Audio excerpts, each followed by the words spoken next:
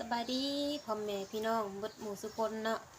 มื้อนี้ก็มาพบพ่อกับซ่องสาวลิงบ้านพี่เนาะพี่น้องสาวลิงก็จะมาเปิดช่อง YouTube เนาะเปิดช่อง YouTube ของสาวลิงเองนั่นแหละชื่อช่องว่าสาวลิงบ้านพี่เนาะพี่น้องสาวลิงก็หนาวแห้งเนาะพี่น้องมื้อนี้บ่ได้ไปใส่พาทุกคนมาอยู่เฮือนนี่แหละจะมาจี้ข้าวจี้จุ่มไข่เนาะพี่น้องเป็นยังจังหวัดจีก็จีจุ่มไข่ซาวลิงจุ่มเอาเนาะซาวลิงบ่หมักทานเนาะพี่น้องจุ่มเอามันจะน่าจะเข้าเนื้อเข้าหนังกว่าบ่จังเนาะพี่น้องซาวลิงก็มีแต่จุ่มเนาะข้าวจีของเฮาใกล้จะสุกแล้วเนาะพี่น้องซาวลิงก็ยังบ่ได้จุ่มยังบ่ได้ทาดอกลมหนาวแห้งพี่น้อง2-3มื้อนี่หนาวแล้วก็ลมจนโมหูมึนหูมึนตาพุ่นแหละขี้ฝุ่นขี้ควันนะหนาวจนนอนกับตีนนะเย็นอยู่พี่น้องต้องหาลองมาใส่ยังนอนได้นะพี่น้องต้องหนุ่มเครื่องอุ่นเราก็จะผัดน้องจีข้าวจุ่มไข่ก็นะพี่น้องข้าว4 ก้อนไข่2 หน่วยนะพี่น้อง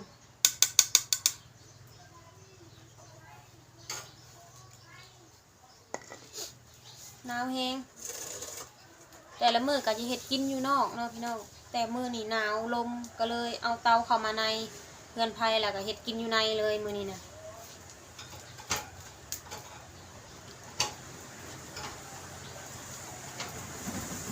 จะให้เบิ่งหน้าตาข้าวจี่เฮาตอนที่ยังบ่ได้ทาไข่เนาะพี่น้องก็สิประมาณนี้เนาะพี่น้องทาแล้วจะก็จะสิให้เบิ่งอีกเทื่อหนึ่งเนาะพี่น้องกับตอนจุ่มน้ำไม่ได้ถ่ายให้เบิ่งตอนจุ่มสำหรับพี่น้องอย่าเบิดเลยเด็กน้อยเข้ามาพอดีเนาะสุเพิ่นอยากได้โทรศัพท์แล้วก็อยากกินแหน่อันนั้นมันยังสุกประทันสุเพิ่น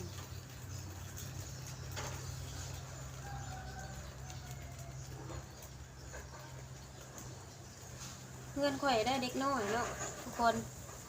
ก็เลยอยากยากแหน่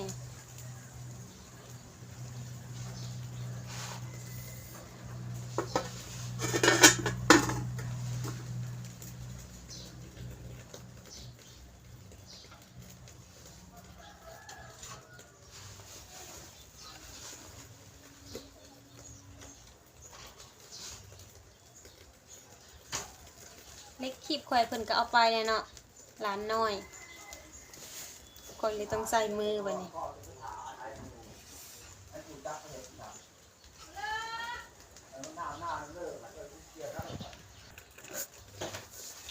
สุกแล้วพี่น้อง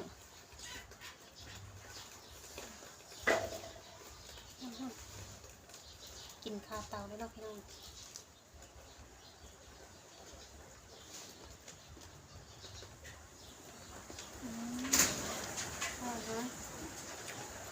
ลงเป็นควันเลย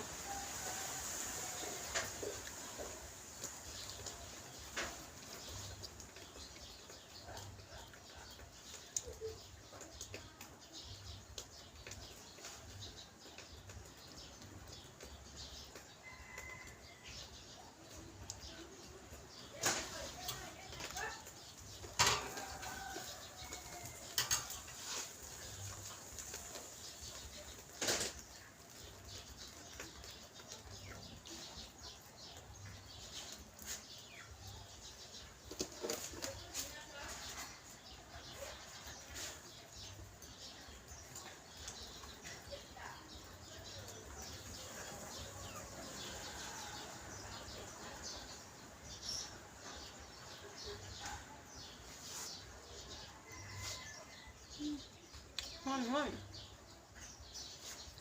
เหมาะกับบรรยากาศหนาวๆพี่น้อง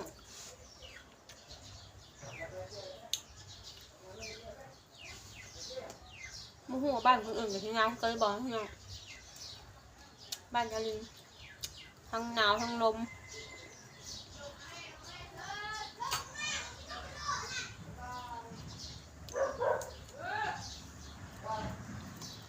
เพียงแค่ๆแล้วพี่น้อง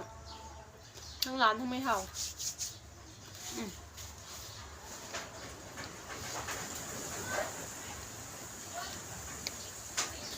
สำหรับคลิปนี้เนาะชาวลิงก็จะจบไว้เพียงซ้ำนี้เนาะพี่น้อง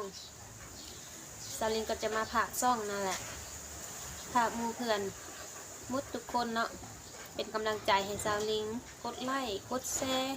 กดกระดิ่งแจ้งเตือนแล้วก็กดติดตามให้ชาวลิงบันพีนเนาะพี่น้องเพื่อให้ชาวลิงมีกำลังใจเห็นคลิปต่อไปในแล้วเนาะพี่น้องบ๊ายบาย